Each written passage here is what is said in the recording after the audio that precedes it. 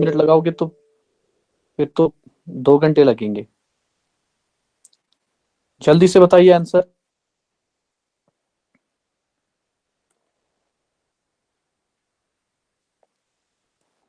अगर average given है 4, सम of 23 numbers हमें नहीं पता है, लेकिन ये तो पता है ना कि टोटल नंबर्स हैं 23।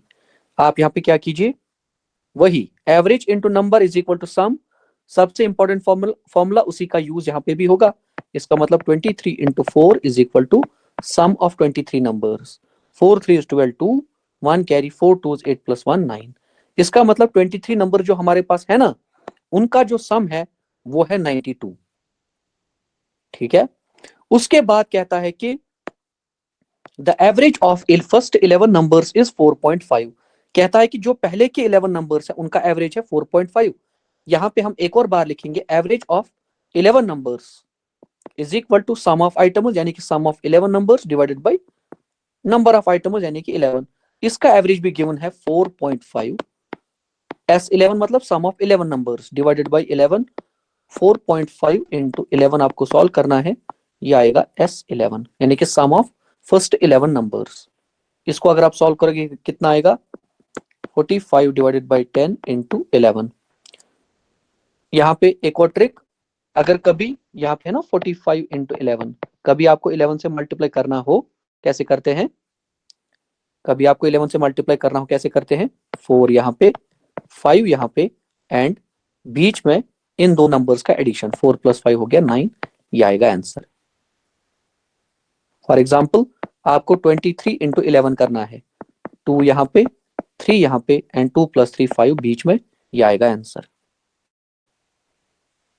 ये ट्रिक समझ में आई? इसको भी याद रखिएगा, शायद कभी एग्जाम में आपको हेल्प करेगी। ठीक है।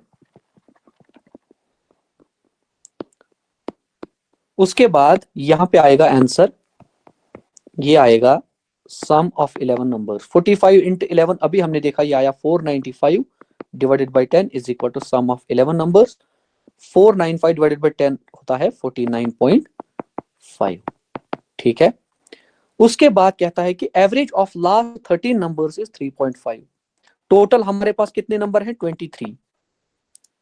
ठीक है। हमने क्या किया, हमने यहां पे कैलकुलेट किया एवरेज ऑफ फर्स्ट 11 नंबर्स, लेकिन जो दूसरा स्टेटमेंट है यहाँ पे, जो इसका दूसरा पार्ट है, वो कहता है कि लास्ट के जो 13 नंबर्स है ना, उनका एवरेज है 3.5। इसका मतलब मैंने तो पहले एवरेज कैलकुलेट किया था फर्स्ट 11 नंबर्स का, बाद जो मेरे पास नंबर्स बचते थे वो बचते थे टोटल 12, बिकॉज टोटल नंबर्स मेरे पास हैं 23। लेकिन इसने क्या किया है, इसने इसने जो 11th नंबर है ना, उसको इसमें एक और बार इंक्लूड किया है। यहां पे समझ में आया? पहले हमने कैलकुलेट किया ना सम ऑफ 11, एवरेज ऑफ 11 नंबर, लेकिन इसने दूसरे केस में क्या किया है, इस 11th नंबर को फिर से इनमें जोड़ दिया है, और 13 नंबर जो बचे हैं ना, इनका एवरेज कैलकुलेट किया। और वो एवरेज कितना आया है, एवरेज आया है 3.5 is equal to sum of 13 numbers divided by total 13। अब यहाँ पे क्या करना है, 35 divided by 10 into 13 is equal to sum of 13। अब आप यहाँ पे एक बार कीजिए, 35 इंटू 13, ये आएगा 35 इंटू 10 प्लस 3 आएगा 350 प्लस 3 5 15, 5 1 कैरी, 3 3 9 प्लस 1 हो गया 10। 4 आई थिंक 455 आएगा। 455 डिवाइडेड बाई 10 होता है 45.5 is equal to sum of 13। अब ये जो ग्रीन से मैंने हाईलाइट किया है ना, ये है टोटल जो हमारे पास 23 नंबर्स है उनका सम। ये है 13 नंबर्स का सम, एंड ये है 11 नंबर्स का सम। जरा इसको ऐड कीजिए, कितना आएगा ये, 14.5 प्लस 45.5, ये आएगा 5 plus 5 10, 0 1 carry, 10 and plus 5 15, 5 1 carry, 5 plus 4 9, ये आया है मेरे पास 95। लेकिन सम कितना है 23 नंबर्स का, सम है 23 नंबर्स का 92। लेकिन फिर मुझे यहाँ पे 95 क्यों मिला, वो इसलिए कि जब मैंने यहाँ पे अभी एक्सप्लेन किया था, इसने पहले क्या किया, पहले 11 नंबर्स का एवरेज कैलकुलेट किया, उसके बाद फिर से जो 11th नंबर है हमारा, उसको जो लाल 2 नंबर है उनमें वापस से उसको जोड़ दिया, उसके बाद फिर से एवरेज निकाला। इसका मतलब जो ये वैल्यू ज्यादा आई है ना, ये इसलिए ज्यादा आई है बिकॉज जो 11th टर्म है उसको हमने 2 बार कैलकुलेट किया है।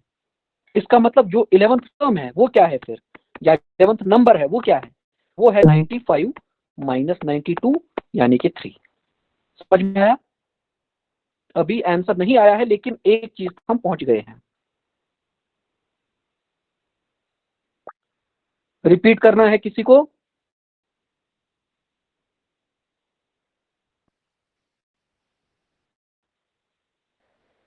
यानी कि जो 11th नंबर है वो है 3। इसका मतलब क्या है, उसके बाद अभी आंसर नहीं आया है लेकिन हाँ आधा पोर्शन हो गया है क्वेश्चन का। उसके बाद कहता है कि अगर हम इसी 11th नंबर को जो कि आया है हमारे पास 3, इसको एक्सक्लूड कर दें, then what is the average of the remaining numbers. Sum 23 numbers का कितना था, 92। इसमें से आप 3 सब्ट्रैक्ट कीजिए, कितना आएगा, कितना आएगा, 89। उसके बाद आएगा ये सम ऑफ 22 नंबर्स आएगा 89।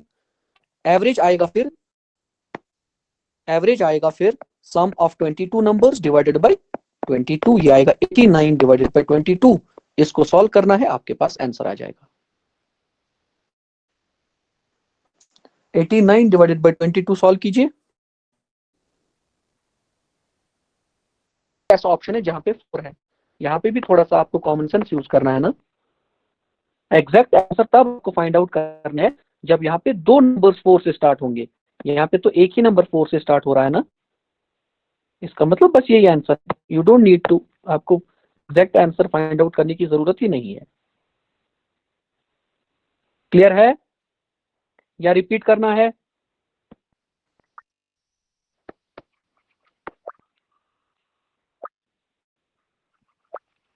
कल तो सबको लग रहा था एवरेज इजी है, अब क्या हो गया है? बोलती बंद सबकी पहले ही क्वेश्चन से। बढ़िया। दूसरा क्वेश्चन सॉल्व कीजिए। There are 6 distinct numbers such that the average of first 3 numbers is 17 and the average of last 4 numbers is 30. If the average of all 6 numbers is 26.5, then what is the value of third number? Solve कीजिए।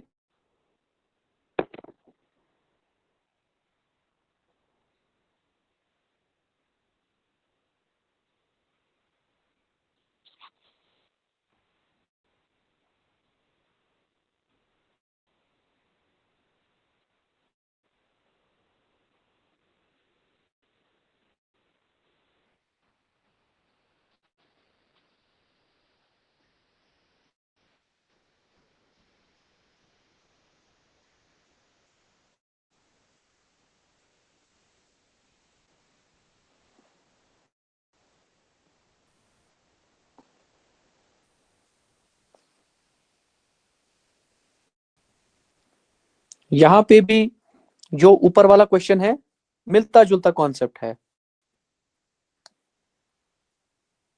हाँ, अब एक student का answer आया है, सही है आपका, वेरी नाइस।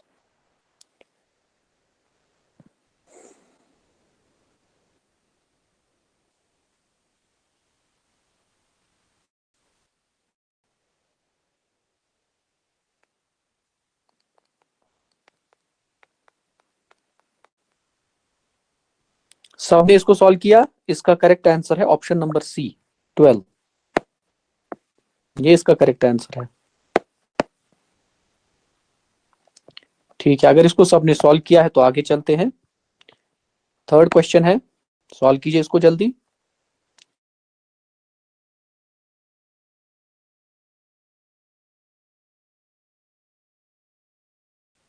यहाँ पे कुछ लोगों को दिक्कत होने वाली है इस क्वेश्चन से। कोई ऐसा स्टूडेंट जिससे सॉल्व नहीं हुआ?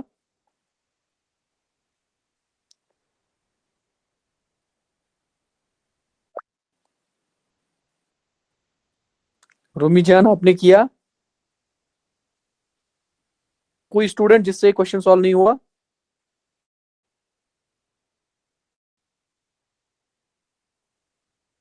अम्मा इस्लामाबाद क्यों धबकार, बाकी डिस्ट्रिक्ट बच्चे बड़ काबिल है। एक जमाना था व्हेन, मतलब आई एम नॉट ब्लोइंग, मतलब मैं ऐसा नहीं है कि मैं कुछ, I am not boasting about it, लेकिन हाँ, जो सच है वो सच है। एक जमाना था when students from south Kashmir, specially Anantnag district, used to top each and every selection list of JKSSB. I don't know, मतलब मे बी क्या रीजन है क्या नहीं है, लेकिन हाँ, और सबसे ज्यादा सिलेक्शंस भी साउथ कश्मीर से ही होती थी, स्पेशली अनंतनाग। लेकिन टाइम हैज चेंज नाउ, अब हर किसी तक नॉलेज पहुंचती है, हर कोई प्रिपेयर करता है। इंटीजर्स, 5 कंसेक्यूटिव इंटीजर्स हमारे पास हैं। ये हमने इससे पहले भी मैंने आपको बताया था कि कंसेक्यूटिव इंटीजर्स मतलब आप ले सकते हो एक्स, उसके बाद x+1, x+2, x+3, x+4। ये है 5 कंसेक्यूटिव इंटीजर्स। जो पहले 3 इंटीजर्स हैं, x, x+1, x+3, इनका एवरेज है t के बराबर। जरा इसको एक बार सॉल्व कीजिए। ये आएगा average is equal to sum of items, यानी कि x plus x+1 plus x+2 whole divided by 3, because ये 3 नंबर है ना, 1 2 3। x प्लस x होता है 3x प्लस 2+1 हो गया 3, 3x प्लस 3 डिवाइडेड बाई 3, ये है एवरेज। या आप ऐसे भी कर सकते हो 3 इंटू x+1 डिवाइडेड बाई 3। 3 को मैंने यहाँ पे कॉमन लिया है, कैंसिल हो गया, ये आया x+1। और ये जो x+1 है ना, x+1, ये कहता है ना कि average of first 3 integers is t, यानी कि जो एवरेज आया हमारा x+1, यही बराबर है किसके, t के बराबर है यही। ठीक है, ये हो गया एक पोर्शन। उसके बाद कहता है कि the average of all 5 integers, अब कहता है कि सारे जो यहाँ पे पांचों के 5 इंटीजर्स, इनका एवरेज बताइए। इनका एवरेज कैसे कैलकुलेट करेंगे, average is equal to x+1 plus x+2 plus x+3 plus x+4 divided by 5।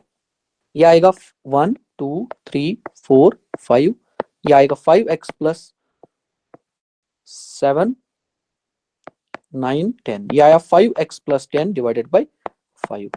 इसको जब यहां से सिंप्लीफाई करेंगे, 5 कॉमन, अंदर बचेगा x+2 डिवाइडेड बाई 5, ये और ये कैंसिल हो गया। इसका मतलब एवरेज आया x प्लस, लेकिन x+1 किसके बराबर है, t के। इसको ऐसे हम ब्रेक कर सकते हैं ना, average is equal x+1 plus 1, x+1 के बदले यहाँ पे t, एंड एवरेज आएगा t+1। ठीक है, ये है ना आंसर, बस t+1। इस वाले का आंसर है ऑप्शन नंबर ए, 4.04। आगे चलते हैं, ये अच्छा क्वेश्चन है, इसको सॉल्व कीजिए। इजी क्वेश्चन है ये, लेकिन बस थोड़ा सा आपको दिमाग लगाना है, जल्दी से।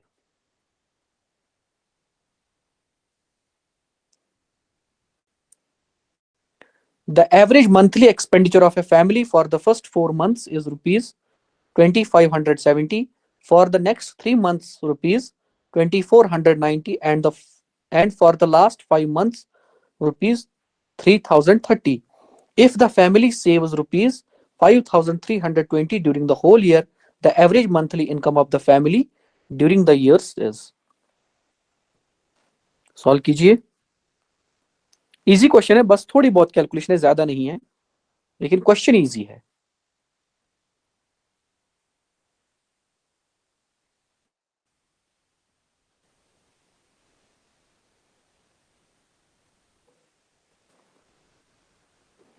हिना, आपका आंसर सही है, वेरी गुड।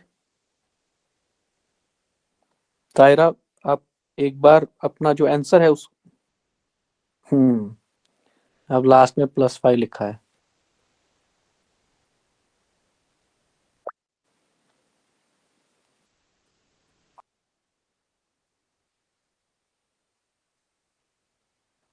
ठीक है, अगर आपने कर लिया है तो फिर क्या ही। सॉल्व कीजिए इस वाले क्वेश्चन को, क्वेश्चन नंबर 5 है ये, I guess. The mean high temperature for the first 4 days of a week is 25 degrees, whereas the mean temperature of the last 4 days is 25.5 degrees। if the दिया गया है, वहां से भी सम निकालिए, ये आएगा आपके पास 4 + 4 8 डेज का सम, और एक एक जो डे है उसको हमने डबल कैलकुलेट किया है, पूरे वीक का जो एवरेज है वो भी दिया हुआ है वहां पे। आप वहां पे इस वाले जो ये वाला डेटा है इससे आपके पास आएगा सम, पूरे वीक का जो टेम्परेचर उसका सम आएगा, एक इन दो की वजह से जब आप इनको ऐड करोगे वहां पे आपके पास आएगा 8 डेज का टेम्परेचर का सम। उसमें हमने एक दिन को डबल कैलकुलेट किया है, उसमें से 7 डेज का जो सम है वो आप सब ट्रैक करोगे, आपके पास जो फोर्थ डे है उसकी वैल्यू आ जाएगी। मेरे हिसाब से यही होना चाहिए इसमें।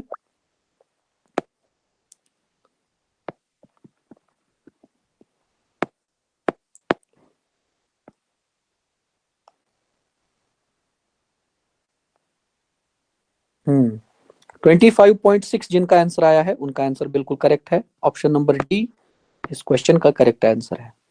कोई ऐसा स्टूडेंट जिससे क्वेश्चन सॉल्व नहीं हुआ? 4 और क्वेश्चन रह जाते हैं हमारे, जल्दी से सॉल्व कीजिए। A carpenter made 20 toys on day 1.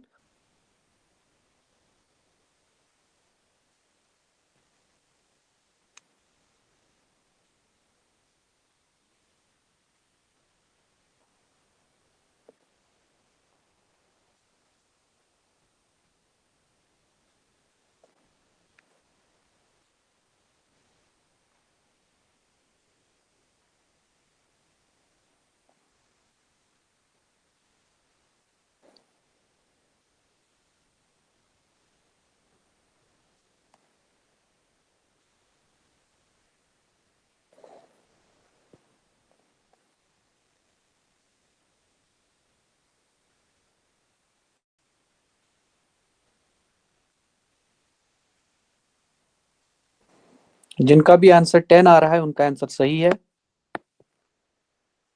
कोई ऐसा स्टूडेंट जिससे सॉल्व नहीं हुआ?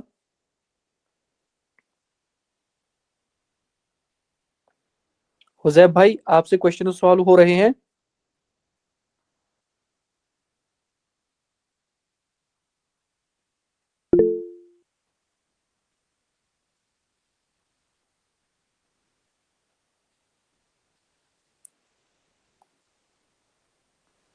ठीक है, क्वेश्चन नंबर 7, ये वही है करेक्टेड मीन वाला क्वेश्चन जो हमने कल क्लास में पढ़ा था। The average marks obtained by a student in 6 subjects is 88 on subsequent।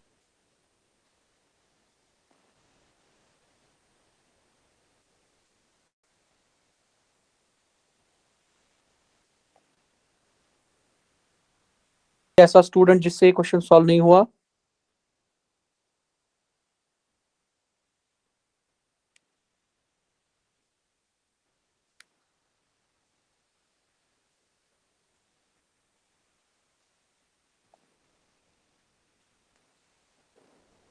आगे चले।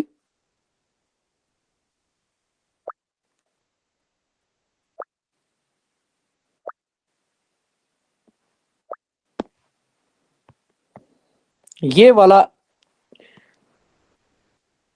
इसको मैं कहूंगा मॉडरेट क्वेश्चन। इसको सॉल्व कीजिए। ये इजी बिल्कुल भी नहीं है, टफ भी नहीं है, लेकिन मॉडरेट क्वेश्चन है। The average of 5 consecutive integers starting with m is n. What is the average of 6 consecutive integers starting with m plus 2?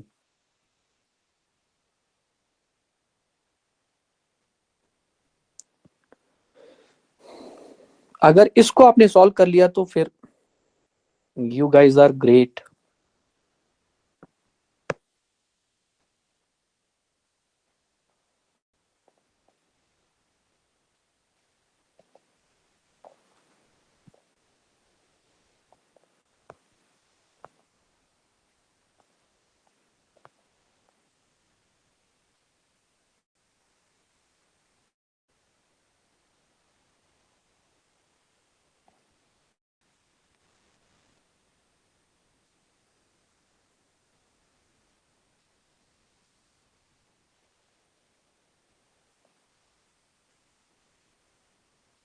With m is n।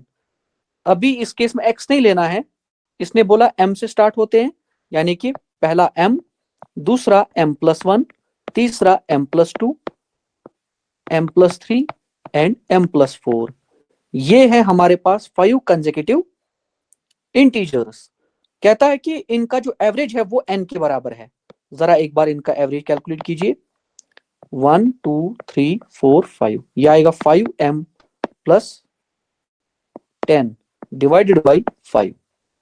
Average 5 common, अंदर बचा m+2 डिवाइडेड बाई 5। ये और ये cancel. इसका मतलब है कि हमारा एवरेज आया था इन नंबर्स का m+2, लेकिन क्वेश्चन में दिया हुआ है कि जो ये m+2 है वो n के बराबर है। इसको आप नोट कीजिए। उसके बाद कहता है कि what is the average of 6 consecutive integers starting with m+2। उसके बाद कहता है कि 6 कंसेक्यूटिव इंटीजर्स लेने हैं आपको, लेकिन वो स्टार्ट होने चाहिए m+2 से। उसके बाद उनका एवरेज हमें बताना है कि कितना होगा। अगर m+2 से नंबर स्टार्ट होंगे, पहला नंबर होगा m+2, दूसरा होगा m+3, तीसरा होगा m+4, m+5, m+6 and m+7। 1 2 3 4 5 6। ठीक है, अब इसका एवरेज कैलकुलेट कीजिए। 1 2 3 4 5 6, 6m प्लस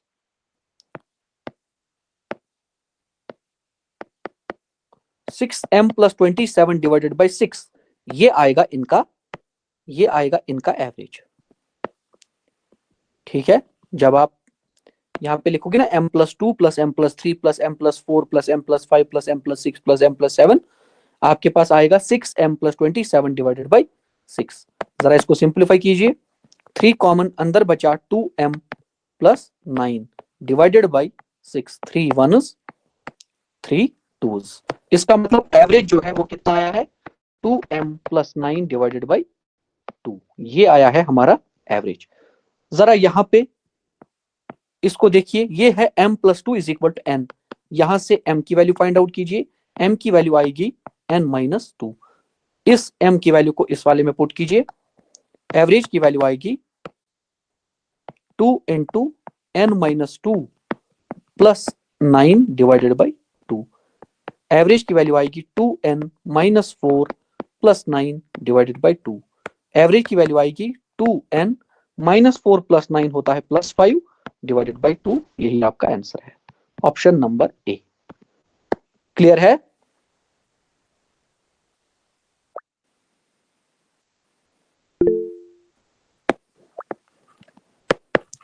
ठीक है, ये अच्छा क्वेश्चन था, ज्यादा डिफिकल्ट भी नहीं था लेकिन इजी भी नहीं था। इसका आंसर है ये।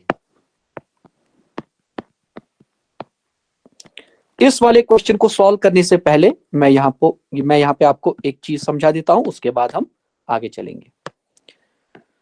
हमने सीखा कि एवरेज किसके बराबर होता है, sum of items divided by number of items. ये जो फॉर्मूला है ना, ये हम कहते हैं इंडिविजुअल डेटा सीरीज अगर हमारे पास होगी तब ये फॉर्मूला काम में आती है। Average is equal to sum of items divided by number of items. Individual data series अगर होती है उस केस में ये फॉर्मूला एप्लीकेबल होती है। इंडिविजुअल डेटा सीरीज मतलब ऐसे 4 3 5 6 एंड 8। अगर कहा जाए बताइए इसका एवरेज क्या है, आप लिखोगे average is equal to sum of items divided by number of items. लेकिन अगर कभी ऐसे वैल्यू गिवन होगी, कैसे, ये है 4, ये है डेटा वैल्यू, इसको हम कहते हैं x, एंड ये है इस तरफ फ्रीक्वेंसी। फ्रीक्वेंसी मतलब ये जो 4 है ये कितनी बार आपका जो डेटा सेट है उसमें 4 कितनी बार आया है। 4 आया है 3 बार, 6 आया है फॉर एग्जांपल 2 बार, एंड 7 आया है फॉर एग्जांपल 4 बार। अगर ऐसा डेटा आपके पास होगा, ऐसा डेटा, अगर मैं इसको एक्सपेंड करूंगा ना, इसका मतलब है 4 4 4। मेरे पास असल में ये डेटा है 6 6 7 7 7 7। मुझे इसका असल में एवरेज कैलकुलेट करना है। इसका एवरेज क्या, अगर मैंने इसको एक्सपेंड कर दिया फिर इसका आप एवरेज कैसे निकाल सकते हो, average is equal to sum of items divided by number of items. लेकिन अगर कभी ऐसे हुआ आपके पास, जैसे मैंने यहां पे लिखा है, जिसको मैंने येलो से हाईलाइट किया है, अगर कभी डेटा आपके पास इस फॉर्म में गिवन हो, ठीक है, इस केस में आप क्या करोगे, इसमें आप एवरेज कैसे कैलकुलेट करोगे, summation of F X divided by summation of F. F x मतलब यहां पे आपको एक और कॉलम बनाना है, उसमें आपको फ्रीक्वेंसी को डेटा वैल्यू से मल्टीप्लाई करना है। 4 3 इज 12, 6 2 इज 12, 7 4 इज 28, और यहां पे इनका सम आपको कैलकुलेट करना है, वही होता है समेशन ऑफ एफ एक्स या sigma F X divided by sigma F, मतलब यहां पे इसका सम आपको निकालना है। 4 + 2 6, 6 + 3 हो गया 9। इसका मतलब एवरेज इस केस में आएगा, यहां पे कितना आएगा, ये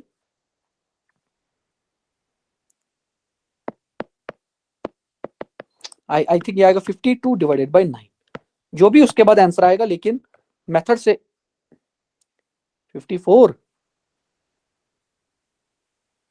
जो भी है 52 54 वट, आप यहाँ पे बस काम की बात जो है वो है कि अगर यहाँ पे डिस्क्रीट, ऐसे डिस्क्रीट सीरीज गिवन है, उस केस में जो एवरेज होता है वो होता है किसके बराबर, sigma F X divided by sigma F. Sigma F मतलब फ्रीक्वेंसी जो है, फ्रीक्वेंसी मतलब कोई डेटा वैल्यू कितनी बार रिपीट हो रही है हमारे डेटा सेट में। 4 जो है वो 3 बार है, 6 है 2 बार, एंड 7 है 4 बार। इस केस में अगर आपको एवरेज कैलकुलेट करना होगा, आप ऐसे करोगे, average is equal to summation of F X divided by summation of F. Clear है?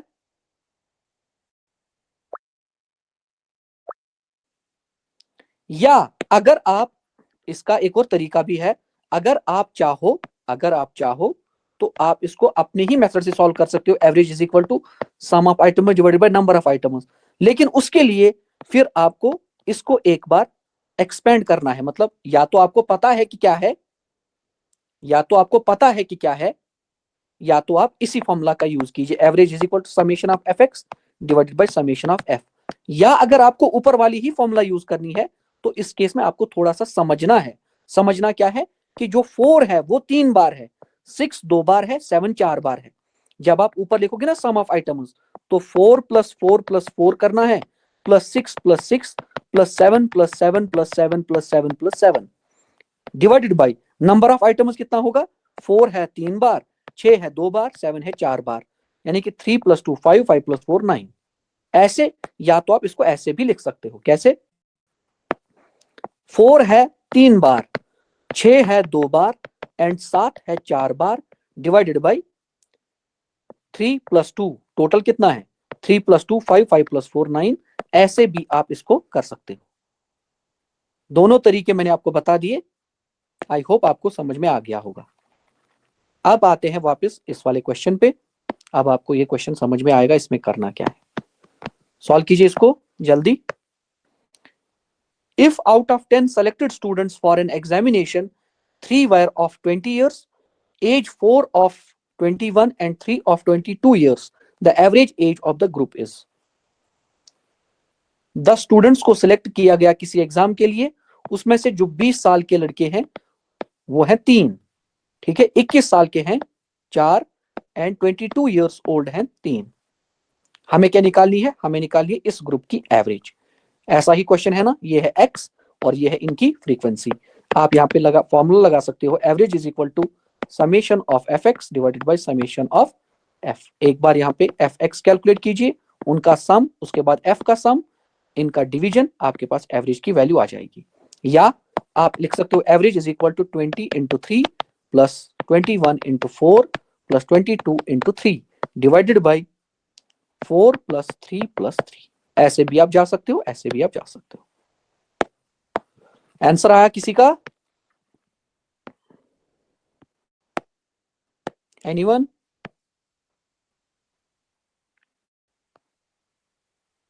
Twenty one.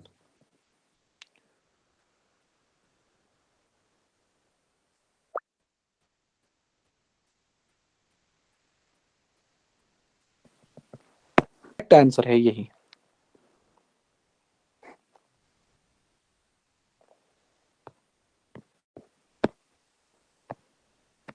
इस क्वेश्चन पे आने से पहले यह है आज के आज की क्लास का लास्ट क्वेश्चन, इस पे आने से पहले थोड़ा सा डिस्कशन। एक हमने कैलकुलेट किया या हमने सीखा कि अर्थमेटिक मीन होता क्या है, ठीक है। ये तो हो गया अर्थमेटिक मीन। एक होता है जियोमेट्रिक मीन, एक होता है geometric mean. Geometric mean calculate कैसे करते हैं? फॉर एग्जाम्पल, मैं आपसे कहूं कि 8 एंड 2 का आप मुझे जियोमेट्रिक मीन कैलकुलेट करके दीजिए। आप क्या करोगे? जियोमेट्रिक मीन किसके बराबर होता है? 8 इंटू 2। आप ऐसे ही करोगे, जितनी टर्म्स होंगी उन सब का आप ऐसे, यहां पे एक जनरल केस ले लेते हैं, उसके बाद ये हम सॉल्व करेंगे। फॉर एग्जाम्पल, एक है ए, दूसरी टर्म है बी, तीसरी टर्म है C, D, so on and so forth. Geometric mean अगर आपको कैलकुलेट करना होगा, कैसे करते हैं? जितने नंबर्स होंगे ना उन सबको आपस में मल्टीप्लाई करना है। फॉर एग्जाम्पल, मान लेते हैं यहाँ पे यही 4 टर्म्स है ए बी सी डी, इनका हमें जियोमेट्रिक मीन फाइंड आउट करना है। आपने लिखा ए इंटू बी इंटू सी इंटू डी, उसके बाद इसका जो पावर है वो लेना है, जितने ये नंबर्स होंगे ना उसका रेसिप्रोकल। जियोमेट्रिक मीन किसके बराबर होता है? जितने नंबर्स आपके पास होंगे सबको मल्टीप्लाई करना है, एंड जो पावर है वो क्या लेनी है? जितने नंबर ऑफ यहाँ पे डिजिट्स होंगे या नंबर ऑफ टर्म्स होंगी उसका रेसिप्रोकल पावर में आएगा। फॉर एग्जाम्पल, मैं आपसे कहूं कि 8 एंड 2 का जियोमेट्रिक मीन कैलकुलेट कीजिए। आप लिखोगे sir geometric mean is equal to 8 into 2, multiply कर दिया। टोटल टर्म्स कितनी है? 2। इसका मतलब पावर में आएगा 1/2, एंड 1/2 सबको पता है इसकी वैल्यू होती है स्क्वायर रूट, ठीक है। 8 इंटू 2, 8 इंटू 2 कितना होता है? 16, स्क्वायर रूट 16 होता है 4। इसका मतलब जियोमेट्रिक मीन ऑफ 8 एंड 2 किसके बराबर है? 4 के बराबर।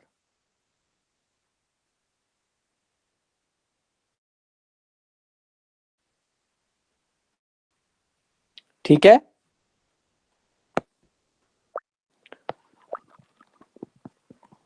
आई होप जियोमेट्रिक मीन आपको कैलकुलेट करना आएगा।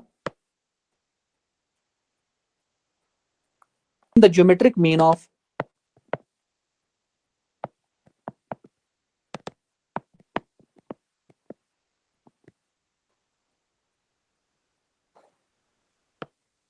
कैसे करोगे आप? जियोमेट्रिक मीन किसके बराबर होता है? नंबर्स का मल्टीप्लीकेशन करना है, एंड पावर में आएगा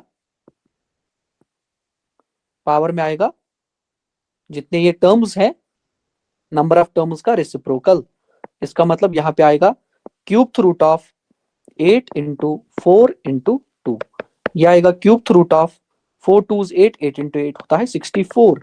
यह आएगा क्यूब रूट ऑफ 4 क्यूब, ये और ये कैंसर, आंसर आया 4। इसका मतलब इसका जियोमेट्रिक मीन जो है वो 4 है। समझ में आया? ये आपसे नहीं पूछा जाएगा जस्ट हार्मोनिक मीन, जिसको हम कहते हैं हार्मोनिक मीन। कैसे कैलकुलेट करते हैं? हार्मोनिक मीन हम कैलकुलेट करते हैं जितनी हमारे पास टर्म्स हैं वो ऊपर, harmonic mean number of terms ऊपर डिवाइडेड बाय, फॉर एग्जांपल मेरे पास है a comma b comma c comma d, 4 terms है मेरे पास, and I have to find the harmonic mean. कैसे करूंगा? मैं लिखूंगा ऊपर, यहां पे मैं लिखूंगा क्या? 4 डिवाइडेड बाई, उसके बाद इनका रेसिप्रोकल 1/a, उसका एडिशन फिर 1/b plus 1/c plus 1/d। उसके बाद मैं इसको सॉल्व करूंगा, मेरे पास हार्मोनिक मीन का जो वैल्यू है वो आ जाएगा। अगर यहाँ पे 5 टर्म्स होती तो मैं यहाँ पे लिखता फिर 5, उसके बाद नीचे लिखता 1/a plus 1/b plus 1/c plus 1/d plus 1/e, ऐसे लिखता मैं, ठीक है, ऐसे लिखता मैं। उसके बाद आपको क्या करना है? यहाँ पे जो नीचे वैल्यूज होंगी ना इनका एलसीएम लेना है। नीचे डिनोमिनेटर अगर आप चाहो अलग से सॉल्व करो, उसके बाद ऊपर न्यूमरेटर है 5, इसको आप सिंप्लीफाई करोगे, आपके पास हार्मोनिक मीन की वैल्यू आ जाएगी। ठीक है, जरूरत नहीं है लेकिन पता होना चाहिए कैसे कैलकुलेट करते हैं। जियोमेट्रिक मीन किसके बराबर होता है? Under root of arithmetic mean into harmonic mean, ये इन तीनों की रिलेशन होती है। Geometric mean is equal to square root of arithmetic mean into harmonic mean, इसको भी आप याद रखिएगा। एंड यही जो फॉर्मूला है यही यहाँ पे आपको आई थिंक ये यूज हो गया कुछ और, एक बार इसको ट्राई कीजिए, लेकिन ये याद रखिए आई थिंक यहाँ पे शायद इसका यूज नहीं होगा। हार्मोनिक मीन नहीं पूछा है, सीधा पूछा है कि arithmetic mean of two numbers is 10। दो नंबर्स हैं, एक मान लीजिए ए, एक है बी, ठीक है, इनका अर्थमेटिक मीन किसके बराबर है, 10 के बराबर। इसका मतलब A is equal to A plus B divided by 2। Average given है किसके बराबर, 10 के बराबर। इसका मतलब ए प्लस बी बराबर है 20 के। ये है इनका सम, एंड इनका जो जियोमेट्रिक मीन है वो 8 के बराबर है। Geometric mean is equal to, अगर नंबर्स ए बी हैं वो आएगा A into B whole power 1/2। इसका मतलब geometric mean is equal to under root of A B, and under root A B किसके बराबर है, अंडर रूट ए बी 8 के बराबर है। अंडर रूट ए बी 8 के बराबर है, इसका मतलब ए बी जो है, अगर यहाँ पे स्क्वायर रूट कैंसिल करना है ना, दोनों तरफ स्क्वायरिंग करनी है, square and square root cancel. A B किसकी, ये जो ए बी है इसकी वैल्यू किसके बराबर आएगी, 8 स्क्वायर होता है 64। इसका मतलब है एक इक्वेशन है आपके पास A plus B is equal to 20, दूसरा है A into B is equal to 64। यहाँ पे आप ये जो ऑप्शंस है ना, इनका यूटिलाइज, इनको यूज कीजिए इन इक्वेशंस को सेटिस्फाई करने में। You do not need to solve these equations, किया जा सकता है, बट इट इज बेटर कि अगर आप ऑप्शंस के थ्रू यहाँ पे एक बार ट्राई करो।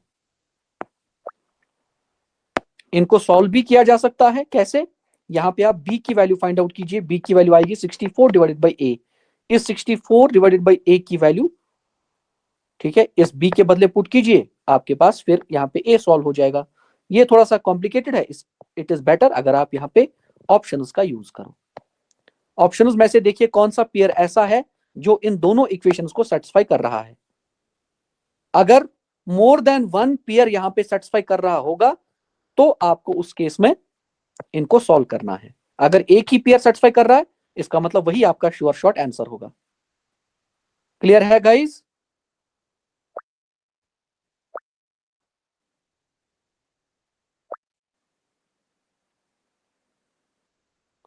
ए प्लस बी होना चाहिए 20, ए प्लस बी 12 प्लस 6 18 गलत, 8 प्लस 10 18, 12 प्लस 10 प्लस 12 22 गलत, 16 प्लस 4 20। बस यही एक पेयर है जो 20 दे रहा है।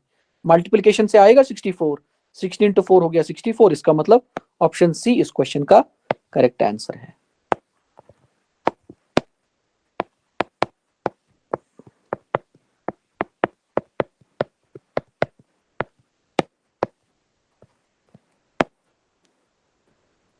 ये थे कुछ क्वेश्चंस ऑन एवरेज। कल हम टाइम एंड वर्क स्टार्ट करेंगे, आई थिंक 2 या 3 क्लासेस में वो भी कंप्लीट होगा। उसके साथ ही जो मैथमेटिक्स पोर्शन है सुपरवाइजर का वो कंप्लीट हो जाएगा। ठीक है गाइज, आज की क्लास यहीं तक है। सी यू टुमारो। कल हम स्टार्ट करेंगे टाइम एंड वर्क।